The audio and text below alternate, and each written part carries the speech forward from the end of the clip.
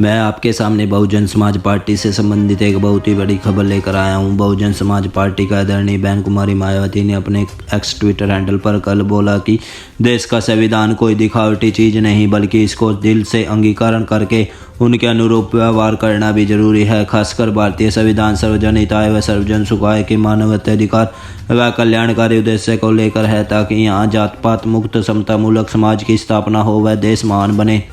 किंतु देश में संविधान लागू होने से इतने दशकों के बाद भी जमीनी स्तर पर सही व सच्चे सामाजिक राजनीतिक व आर्थिक लोकतंत्र का अभाव यह साबित करता है कि यहाँ सत्ता में रहने वाली खासकर कांग्रेस व भाजपा ने संविधान को इनकी असली जन कल्याण मंशा के हिसाब से लागू नहीं किया है, जो अति दुखद ही है। दरिंदा जेल रहे लगभग 140 करोड़ लोगों के भारत देश में पूंजी में विकास के जरिए जनता की गरीबी बेरोजगारी एवं पिछड़ापन दूर करने का अपार जनहित व जन कल्याण का कार्य नहीं होगा बल्कि मुट्ठी भर लोगों का विकास होना यहाँ पर एक संतुलन को बिगाड़ने वाले जिसे बहु उपेक्षित जन विकास कैसे संभव। आज संविधान दिवस पर बीएसपी संविधान की बुरी प्रशंसा करती है, किंतु इसके मूल्य शिल्पी परम पूज्य बाबा साहब डॉक्टर अम्बेडकर को सच्ची श्रद्धांजलि तभी संभव जब उनके करोड़ों शोषित उपेक्षित अनुयायियों के जीवन में आरक्षण आदि के जरिए बेहतरी आएगी, जिसके लिए बीएसपी ही समर्पित है। और इसके बाद आपको पता होगा पहली बार बीएसपी सुप्रीम मायावती के आदेश पर उपचुनाव लड़ा, क्योंकि पहले कभी भी बीएसपी उपचुनाव नहीं लड़ती थी, लेकिन विभिन्न प्रदेशों में होने वाले उपचुनाव में बीएसपी की बस बिहार में एक सीट आई और लोकसभा चुनाव में तो एक भी सीट नहीं आई, जिसके बाद ही तुरंत बहन जी कुमारी मायावती ने लाइव आकर बीजेपी सरकार की सच्चाई बता दी पूरे देशवासियों को और बोला कि बीएसपी आगे से कभी भी चुनाव नहीं लड़ेगी, क्योंकि इन चुनावों में सिर्फ और सिर्फ जो सत्ता पक्ष होते हैं वो ईवीएम और बैलेट पेपर के माध्यम से अपने आप को सत्ता पर काबिज करने के लिए झूठी वोट डालते हैं, यानी कि चोरी करते हैं। आप भी सुने बहन जी कुमारी मायावती की लाइव वीडियो। चुनाव में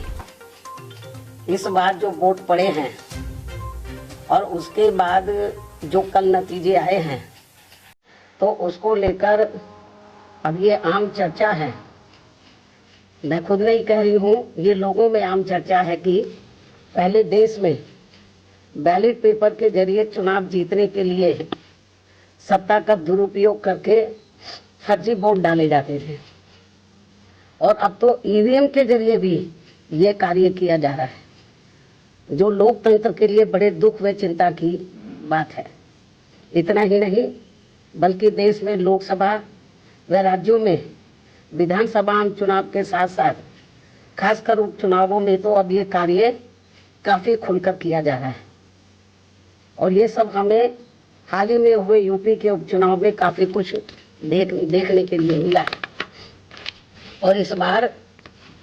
महाराष्ट्र स्टेट में विधानसभा के हुए आम चुनाव में भी इसको लेकर काफी आवाजें उठाई जा रही हैं। ये अपने देश में यहाँ लोकतंत्र के लिए बहुत बड़ी खतरे की घंटी भी है। ऐसी स्थिति में अब हमारी पार्टी ने यह फैसला लिया है कि जब तक देश में फर्जी वोटों को डालने से रोकने के लिए देश के चुनाव आयोग द्वारा कोई सख्त कदम नहीं उठाए जाते हैं, तो तब तक हमारी पार्टी देश में खासकर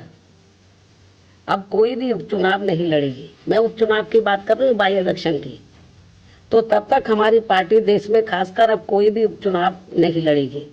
जबकि आम चुनाव में जब जनरल इलेक्शन होते हैं, जबकि आम चुनाव में इस मामले में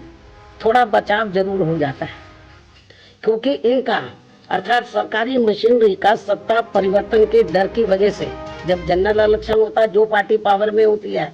जरूरी नहीं है कि वो पार्टी पावर में फिर से लौट के आ जाए, दूसरी पार्टी भी आ सकती है, तो फिर वो जो सरकारी मशीनरी है वो थोड़ा घबराती है।